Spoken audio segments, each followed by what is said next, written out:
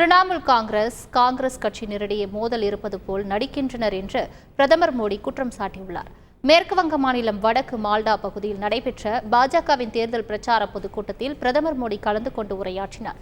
அப்போது மேற்குவங்க மக்கள் காட்டும் அன்பை பார்க்கையில் கடந்த ஜென்மத்தில் தான் மேற்குவங்கத்தில் பிறந்திருக்க வேண்டும் அல்லது அடுத்த ஜென்மத்தில் மேற்குவங்க தாயின் மடியில் பிறக்க வேண்டும் என உருக்கமாக தெரிவித்தார்.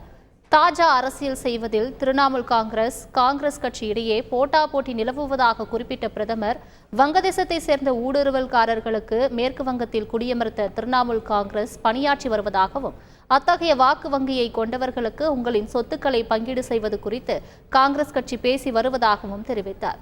திரிணாமுல் காங்கிரசும் மாநிலத்தில் தங்களுக்குள் மோதல் இருப்பது போல நடிப்பதாக குற்றம் சாட்டிய பிரதமர், ஏழைகளின் அனைத்து சொத்துக்களையும் விசாரணைக்கு உட்படுத்துவோம் என காங்கிரஸ் அறிவித்திருப்பதாக குறிப்பிட்டார்.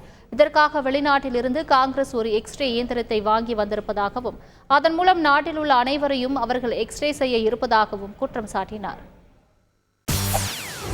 செய்திகளை உடனுக்குடன் தெரிந்து கொள்ள உடனே சப்ஸ்கிரைப் பண்ணுங்க.